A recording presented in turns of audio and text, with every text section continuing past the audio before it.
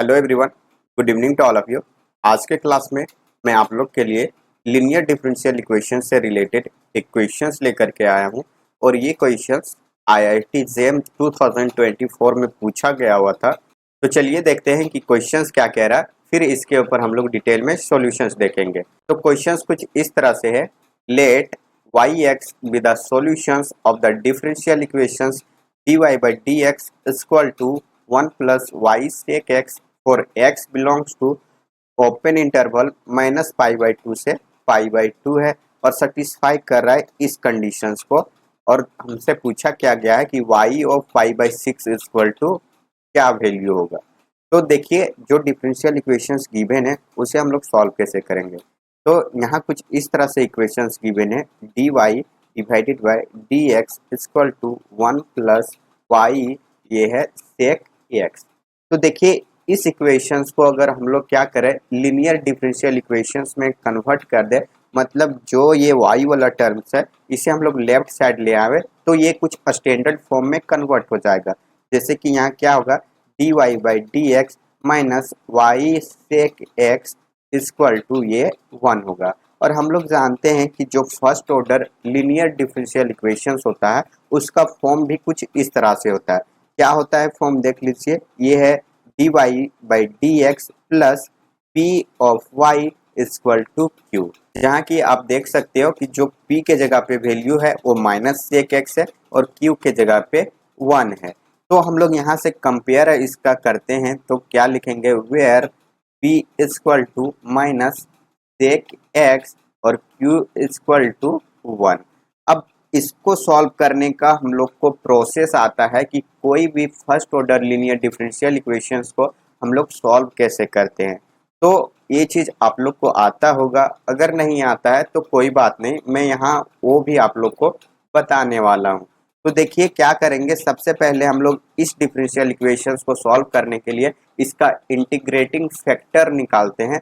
तो integrating factor हम लोग कैसे निकालेंगे, तो ये है इसका formula, e to the power integrations of p and d x. तो p के जगह पे वैल्यू रखेंगे और इसको हम लोग सॉल्व कर लेंगे, तो जो वैल्यू आएगा वो हमारा इंटीग्रेटिंग फैक्टर होगा। तो यहाँ क्या हो जाएगा, ई टू द पावर माइनस ये सेक एक्स और ये डी एक्स। तो हम लोग जानते हैं कि सेक एक्स का इंटीग्रेशन क्या होता है, तो सेक एक्स का इंटीग्रेशन होता है ई टू द पावर, यहाँ आ जाएगा माइनस, ये होगा लॉग, और यहाँ सेक एक्स का इंटीग्रेशन होता है 10 पाई बाई 4 प्लस ये एक्स बाई 2 आता है। अब इस माइनस को लॉग के प्रॉपर्टी से यहाँ हम लोग लेके आ सकते हैं, तो ये माइनस यहाँ से इसके पावर में आ जाएगा। तो देखिए ई और यहाँ बेस में ये है तो ये इसका वैल्यू 1 होता है। तो डायरेक्टली हमें इंटीग्रेटिंग फैक्टर यहाँ से क्या मिल गया, 10 पाई बाई 4 प्लस यहाँ x by 2 to the power minus 1। इसे हम लोग इस तरह से भी लिख सकते हैं, 1 divided by 10 pi by 4 plus x by 2।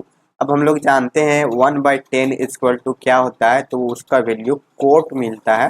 तो यहाँ से हम लोग लिख सकते हैं कोट पाई बाई 4 प्लस ये एक्स बाई 2। तो इंटीग्रेटिंग फैक्टर हमें क्या मिल गया, I F equal to cot, ये हो जाएगा pi by 4 plus x by 2। अब इंटीग्रेटिंग फैक्टर तो पता चल गया कि क्या है। इसके बाद हम लोग इसका सॉल्यूशंस लिखेंगे। तो solutions of linear differential equations क्या होता है, तो जो डिपेंडेंट वेरिएबल है, मतलब ये y इनटू हो जाएगा integrating factor equal to integrations, यहाँ हम लोग लिखेंगे इंटीग्रेटिंग फैक्टर इनटू ये जो हमारे पास q था उसको हम लोग लिखेंगे इनटू q, और फिर इसका इंटीग्रेशंस कर देंगे x के रिस्पेक्ट में, और प्लस ये आर्बिट्रेरी कांस्टेंट c ऐड होगा। तो यहाँ अब हम लोग सबका वैल्यू रखते हैं, उसके बाद इसे सॉल्व कर देंगे। तो ये क्या हो जाएगा, y इंटू इंटीग्रेटिंग फैक्टर आएगा coat pi by 4 plus x by 2, ये आ गया। अब यहाँ क्या हो जाएगा, इंटीग्रेशंस कोट यहाँ पाई by 4 plus x by 2 into 1 और ये डी एक्स प्लस ये सी। यहाँ से हम लोग इस इंटीग्रेशंस को सॉल्व कर लेते हैं। तो हम लोग जानते हैं कि कोट का इंटीग्रेशंस क्या होता है, तो कोट का इंटीग्रेशंस लॉग साइन ये x होता है और x के जगह पे क्या है π/4 प्लस x/2। और देखिए x का कोफिशिएंट 1/2 है तो यहाँ 1/2 से डिवाइड भी होगा और प्लस आर्बिट्रेरी कॉन्स्टेंट c। ये 1/2 क्या हो जाएगा न्यूमरेटर्स में चल जाएगा तो यहाँ 2 बन जाएगा, तो ये आएगा 2 log, यहाँ आएगा साइन π/4 प्लस x/2 और ये प्लस।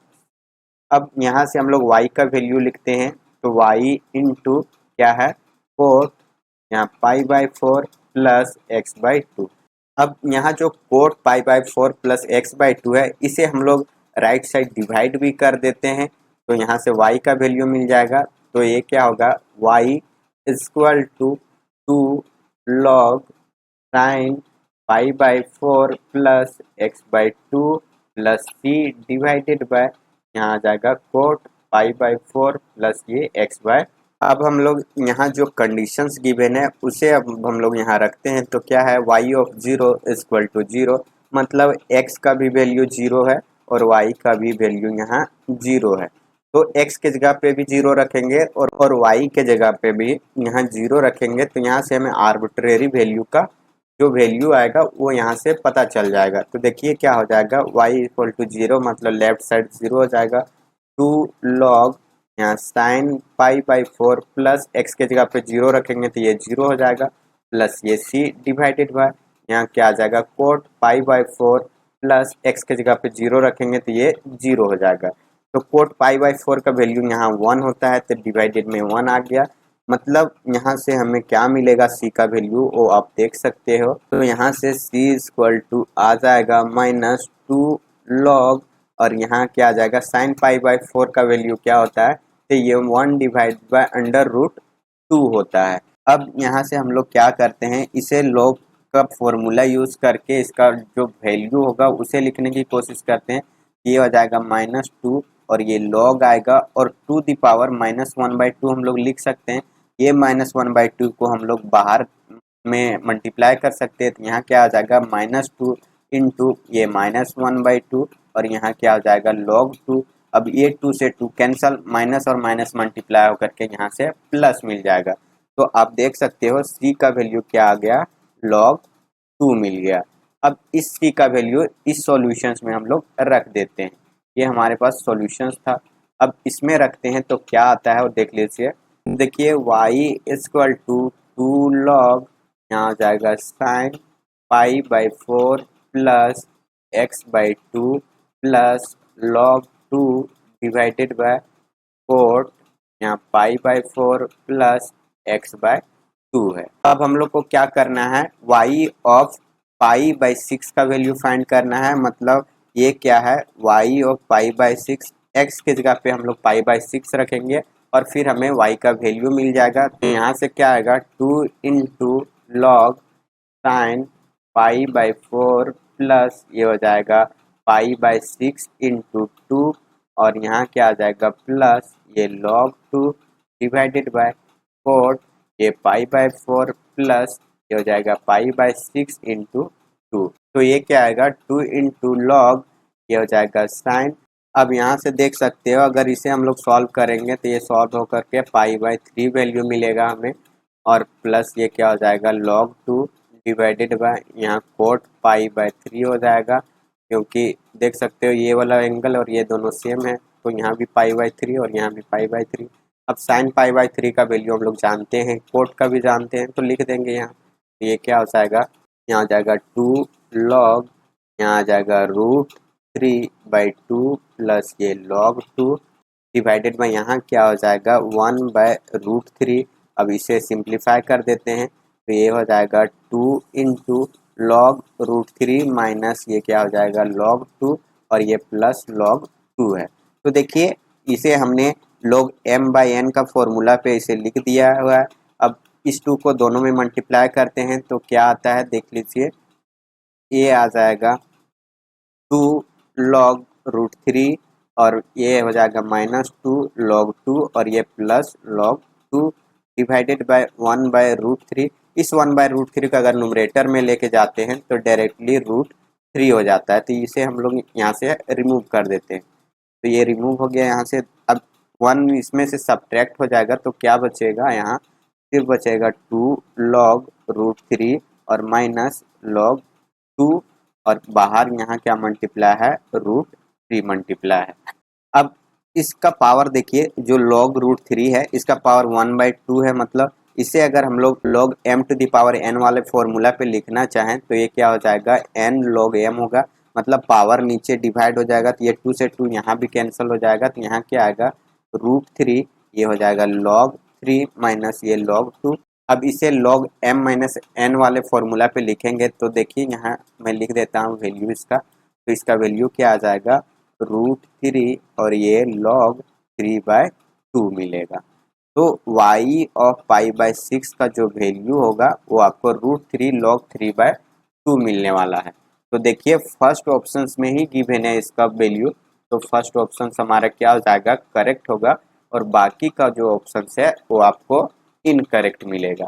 तो आई होप आप लोग को समझ में आ गया होगा कि इस टाइप का जो डिफरेंशियल इक्वेशंस गिवन है उसमें आप लोग को करना कुछ नहीं है, बस अगर आप लोग को मेथड आता है तो उसे बस एडजस्टमेंट करना है और जो उसका प्रोसेस है उसको फॉलो कीजिए आप, तो आपको खुद ब खुद जो इसका रिजल्ट है वो आपको मिल जाएगा। तो आई होप आप लोग को समझ में आ गया होगा इस क्वेश्चंस का एक्सप्लेनेशन। अगर कोई क्वेरी है तो आप ज़रूर कमेंट करें ताकि मैं उसे देख करके उस पर काम करूं और आपको बताने की फिर से कोशिश करूं। तो चलिए फिर मिलते हैं हम लोग नेक्स्ट क्लास में नए क्वेश्चंस के साथ। जाते जाते मैं बता देता हूं कि अगर आप मेरे चैनल पर नए हो तो please like share and subscribe ज़रूर करें। तो चलिए, thank you so much for watching this video. Bye bye, take care.